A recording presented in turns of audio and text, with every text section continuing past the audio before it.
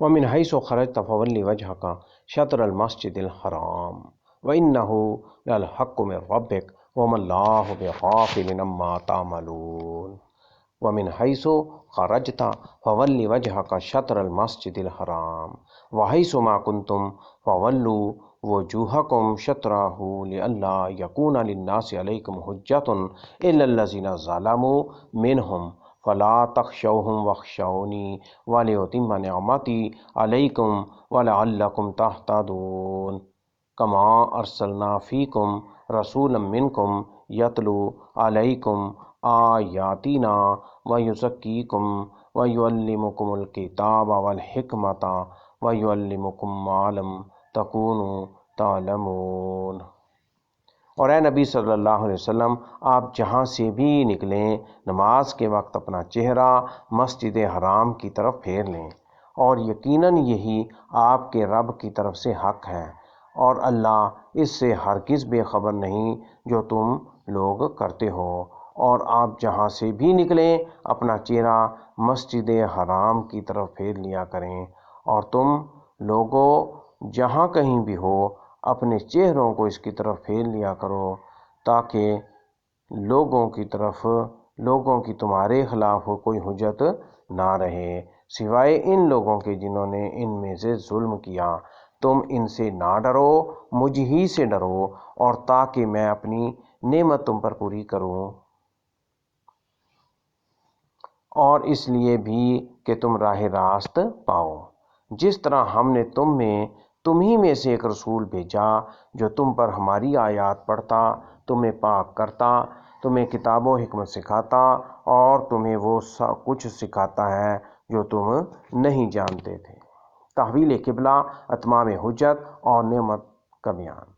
ومن حیث خرجت، حالت سفر میں آپ جہاں کہیں بھی ہوں، خواہ بری ہو سفر یا بحری ہو، قبلہ کی طرف رخ کریں۔ اس حکم کو اہتمام و تاکید کی خاطر دہرایا گیا ہے۔ یہ بھی کہا گیا ہے کہ پہلے حکم سے مراد یہ ہے کہ جب آپ کعبہ کے آمنے سامنے نماز پڑھیں تو اپنے چہرے کو اس کی طرف پھیر لو۔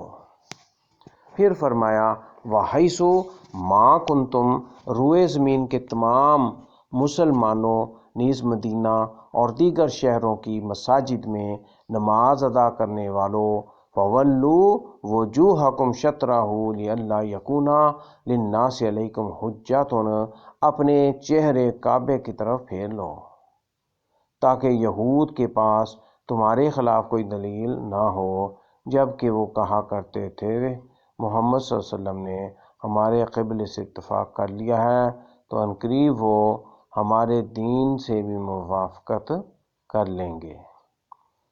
حجت سے مراد مخاصمہ اور بحث و تکرار ہے۔ اللہ نے اسے حجت کا نام دے کر اس کے فساد اور خرابی کو بیان کیا ہے، کیونکہ وہ حجت ظالم کی طرف سے تھی۔ الذین ظلموا منہم، اس سے مراد عرب کے مشرکین ہیں۔ وہ تمہارے خلاف یہ کہہ کر دلیل پیش کرتے ہیں کہ محمد صلی اللہ علیہ وسلم اپنے دین کے بارے میں شش و پنج کا شکار ہے، اور اس نے ہمارے قبلہ کی جانب رخ صرف اسی بنا پر کیا ہے کہ اس سے زیادہ ہدایت یافتہ ہیں۔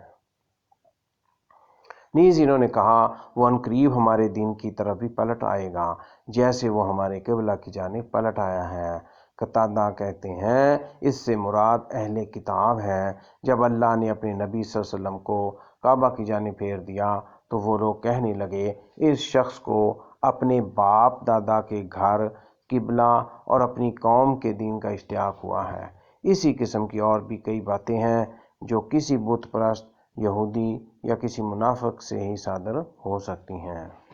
فَلَا تَخْشَوْهُمْ، ان کے طعنوں سے مت ڈرو، اس لیے کہ وہ طعنے مسترد کیے ہوئے اور باطل ہیں، تمہیں گزند نہیں پہنچا سکیں گے۔ وَلِأُتِمَّ نِعْمَتِي عَلَيْكُمْ، تاکہ میں تم پر اپنی نعمت پوری کروں۔ میں نے تمہیں اپنے قبلے کی معرفت دی ہے۔ نعمت کے پورا کرنے سے قبلے کی جانب رہنمائی کرنا مراد ہے، تو تمہارے لیے مستقل اور مکمل شریعت ہوگی۔ بعث محمدی ایک نعمت، کما ارسلنا، اس میں اشارہ ہے کہ جس طرف قبلہ نعمت ہے اسی طرح نعمت رسالت بھی ہے۔ ایک قول یہ بھی ہے کہ یہاں معنی و مفہوم کے اعتبار سے تقدیم و تاخیر ہے، یعنی یہ بھی یاد کرو جیسا کہ میں نے تم میں ایک رسول بھی مبعوث کیا ہے۔